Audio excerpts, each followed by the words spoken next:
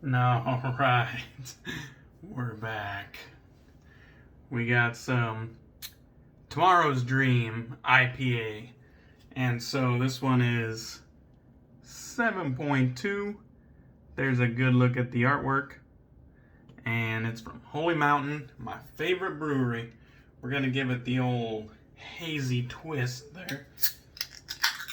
Crack it, and then I already had my dinner beer in this glass, so we're just gonna pour it right over the top, and we're gonna see what we got here. Well, fuck me. I thought it was a hazy. Look at that. Does not look hazy to me. This is what we're looking at here. Got it in my Varietal Beer Co. glass, one of the local guys. Holy Mountain is out of Seattle, Washington.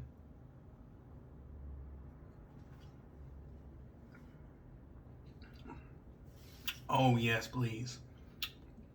Okay. Got a little bit of pine. Got a nice hit of bitterness. Very nice hoppiness. I wouldn't say it's one-sided, though. There is a little bit of malt in there. And so this is what I would classify as kind of like a modern take on an old-school West Coast IPA. That's what this is reminding me of. Malt, bitterness, pininess. This is a fucking banger. I'm glad I got a 4-pack. You don't come across old school West Coast IPAs as much. Nowadays, you get a ton of hazies and then some, some hoppy beers here and there, but they don't often have like the hoppiness of old and the malt of old at the same time that isn't hazy. So that is a pleasure that I came across that. All right, moving right along. We're going to be using one of my favorite scents. This right here is Hygge from Mammoth Soaps, or since they did a name change for whatever fucking reason, now it's called House of Mammoth. And so there you go. This is the old one. This isn't in the Tusk base. This isn't, Vita production. This is old school, original first Mammoth Soaps release, Hygge. And this is a wonderful scent. So it's described as a barbershop. To me, throw that out the window. This ain't a fucking barbershop to me. I think maybe back in the day I might have been like, okay, might be a barbershop. I don't think it's a barbershop. To me, it's this beautiful standing in the woods, man. You got this beautiful evergreen, and then you get a nice hit of this frankincense, and together, the way those two play with each other is very nice. I really like it. So that's what we're going to be using today. I got it lathered up off cam in my Lancaster bowl here. Beautiful lather.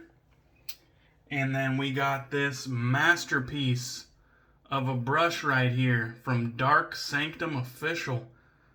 This right here is the RoninX, previously Samurai X, and it's the short one. He has a taller one and a shorter one, and it's in the marble colorway, so it has black specks inside the white, and this is the more smooth finish. It's still, you can still kind of see the grain a little bit, but it's smooth to the touch entirely. And then I got an AP Shave Co. 2-bed synthetic knot in there, and it is chock full of lather. It is very full of lather. So we are going to be using that duo today. A wonderful duo they are when brought together. So let's shave it. Let's get the face wet. And let's use this beautiful soap alongside this beautiful brush. Now I know what you're thinking. Here goes DK, just copying someone, not coming up with an original shave of the day, and he's basically taking someone else's shave of the day and copying it, because he can't fucking come up with shave of the days of his own. And you'd be right. I am absolutely copying someone else's shave of the day, but you know what? There's space for both of our shave of the days in this community. And we can both play nice and survive. We can commingle within the same community. It's big enough. So I got this wonderful idea when I saw my buddy Ken over at Shave 326. I saw him use some Mammoth and Dark Sanctum, and I was like, damn, that is a beautiful combo. I've got to get in on that. And so here we are, using one of my favorite scents with one of my new favorite brushes, and I'm loving it. And it's funny, this old soap base is alright. I mean, I've never tried Tusk. I'm certain it's an improvement, but I've never tried it. But this old soap base is pretty good. I remember Vita was the first artisan I knew of that was using duck fat in her soaps, and then other artisans copied her. And you know what? The other artisans commingled, and everybody was fruitful. And so, no harm, no foul. Nobody got nasty, nobody got hurt, and I think down the road they even started working together. So, imagine that. Anyhow, we're going to be using the real star of the show right here. This is my Wade & Butcher Elite straight razor. Not the hugest fan of the scales, but they do have that traditional look to them. I do like the blade though, although I feel like the Elite is a little bit cheesy right there, but it is a handsome blade, quite hollow. I believe. Maybe you guys could tell me. I'm not thinking my camera's gonna focus, but quite hollow. Let's get with it. Square point. Oh yeah. So I actually put in an order for a straight razor with a company that I don't see a whole lot of out and about.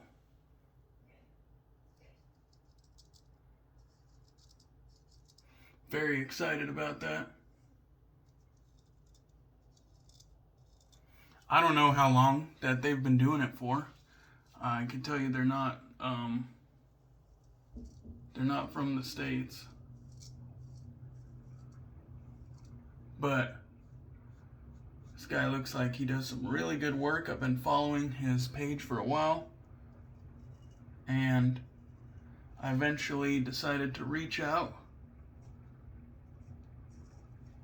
because I'm income tax rich. Got my income tax money and bills are paid, so I'm free to be frivolous. So, and I just inquired him about how much it was gonna be, or I told him what I wanted, and he was like, all right, I'll contact you when it's done. And I was like, whoa. Yeah, wait, let me know how much it costs first. I don't want you to finish and then be like, yeah, this is a $3,000 piece. You know what I mean?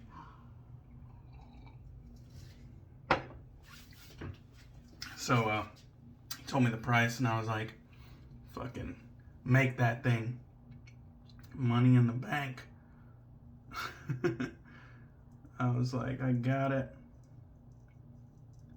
We're golden. And so, I have no idea what his wait list looks like. I have no idea what the turnaround is gonna be. I'm honestly in no rush, so if you don't hear about this again for months and months and months, and I all of a sudden just pop back in one day and say, hey, remember that razor back in March? Yeah. So I don't want to spoil it. But got some in the works that I'm excited about. You know, there is one artisan that I really, I really want something from. One, I shouldn't say artisan, but straight razor maker. I really want a Joe Edson. And last year he kind of switched gears and started working on like knives, like custom knife making. And man, he makes some really cool pieces. I don't really have no use for them, but they look awesome. I mean, he still got it. Still got it, that Joe Edson. But I message him from time to time, you know, like once a month, just to let him know I haven't forgot about him.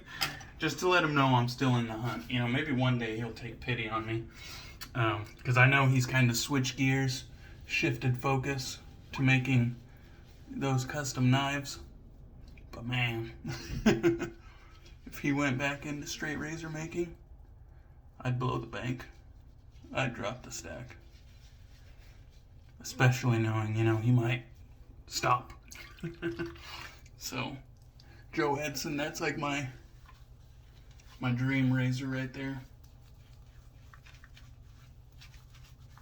That was a wonderful first pass. That razor, it's a little bit, has a little bit of like toothy sharpness to it. Not bad. I mean, it's not uncomfortable by any means, but I definitely have some razors that I don't get much of that tooth whatsoever. It's like butter rolling across, you know.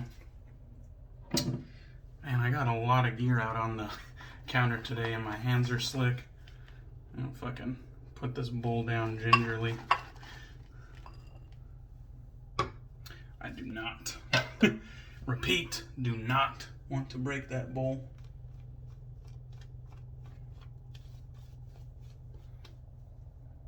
This 2-bed knot that I got from AP Shave Co., I really like it. I don't think it would be my favorite synthetic knot. I definitely like the AP Shave Co. Sinbad and Cashmere knot more, but this isn't far behind. Damn. Dropping big old blobs of lather there. And you know what? I didn't talk about this in the beginning. I think I overloaded my bowl with soap because I think I overloaded again. Sorry about that fucking helicopter, man. They're coming for me. I'm using Mammoth and Dark Sanctum in the same shade.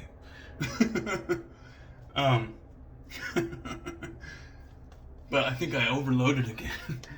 This soap took so much fucking water. And I do not remember. I've used this soap many times. I do not remember it being like that. I mean, it's been a while. But I don't remember it being like that. It took so much fucking water. It was crazy. It was like astonishing.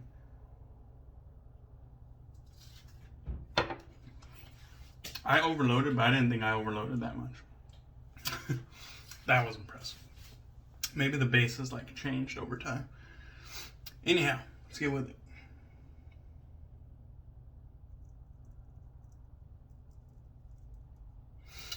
Very, very nice.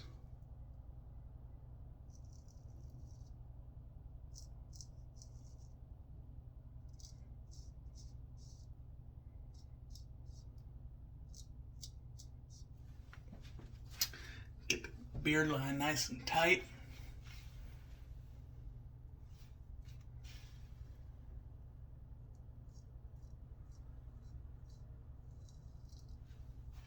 The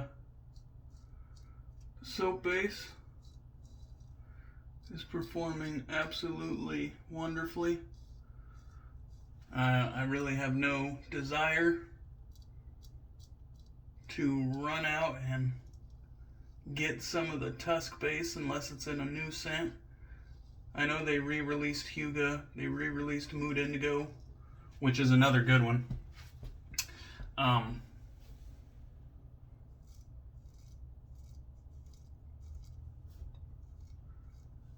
And they released them in the updated base, the tusk base. But this stuff's so good. Like, I have no need. The old Mammoth soap base, really good. It's got a nice density to it, and it's quite slick. So, I mean, I ain't mad at it.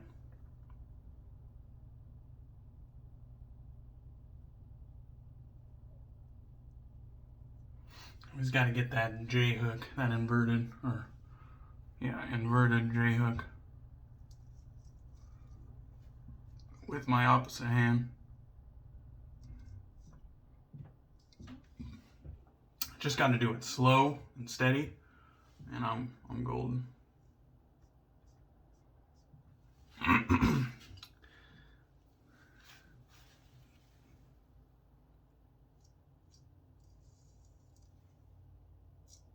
Really wonderful shave today. And I'm going to be following it up with both the Aftershave Balm and the Aftershave Splash. So we're, I guess you could almost say going full tilt Hygge today. Full tilt House of Mammoth. I think. I forgot what the Stallion's, guidelines were. Or, shouldn't say guidelines, but his loose set of rules for it to be considered full tilt. I think it was like you need the soap splash and one other matching item for it to be considered full tilt. So I got the soap splash and balm. Maybe we just barely eke in bare minimum. We got a D+ for effort. All right, let's wipe this off, and we will get this post shave going. So everything worked well. Haven't used Hygge in a while, but I absolutely love the scent. The brush is super high quality. You know, I never thought I would be like the 3D printing guy. I've said this multiple times now. I have multiple safety razors that are 3D printed that I got from Roger Quintero. Just masterfully designed, and they work really well. I got this shaving bowl that Tony Dillette printed out, and he kind of took Roger Quintero's design of his shaving bowl, and he was inspired by it and added a few things, and then he came out with it, and both of them are perfectly fine. There's space for both of them. There's space for both of them in the shaving world. They talked it out. They moved past. They talked it out, and they didn't go fucking ballistic on each other, and they're in, a good place. They're living, commingling in the shaving world on good terms. And then, of course, this brush from Dark Sanctum. Just really nice quality. It's astonishing the amount of colors and customization that you can get from Jose. Really nice guy, easy to work with, and just enthusiastic, man. I send him one message, he sends me 5. Really enthusiastic. I think he's happy about having a foot in the wet shaving world, and just really nice guy. I came to him with an idea for a shave stand. We kind of worked on it together. He took my idea and my original vision, tweaked it, made some of his own changes, and you know, ran it past me, and together we kind of came up with that soap stand for Shave of the Days. Just really nice guy, really fucking nice guy. All right, so let's do this.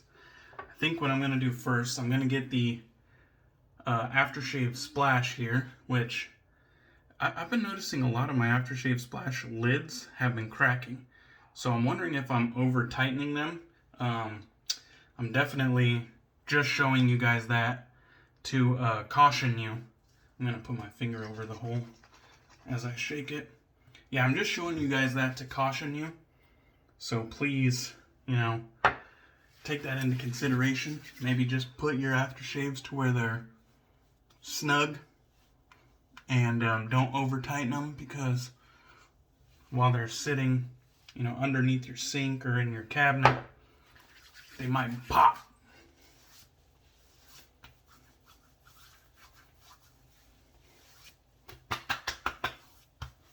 Oh yeah. Still smells as good as the day I bought it though. Definitely going to keep this out of sunlight, and might have to look into getting a replacement lid. And then right here, we got the matching Hygge Aftershave Balm that is kind of the consistency of Nivea. So they were inspired by the Nivea Balm. They took that idea and copied it and kind of made some tweaks to make it their own. And so I haven't seen Nivea overreact or reach out and publicly smear Mammoth yet, so I'm pretty happy about that. They've been very grown up and mature about it.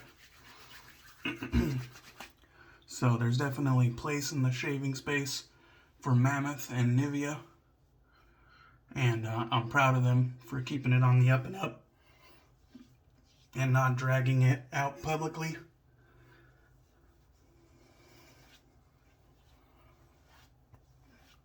So, beautiful balm, really good skin food qualities. This one is made by Chicago Grooming Co., which was formerly Oleo and Company, which was formerly Oleo Soapworks. Alright guys, I think we have went on long enough. If you didn't get the point, you're dumb. Alright guys, I'm going to wrap it up. I hope you guys enjoyed this video. I appreciate the support, and I'll catch you on the next one. Cheers.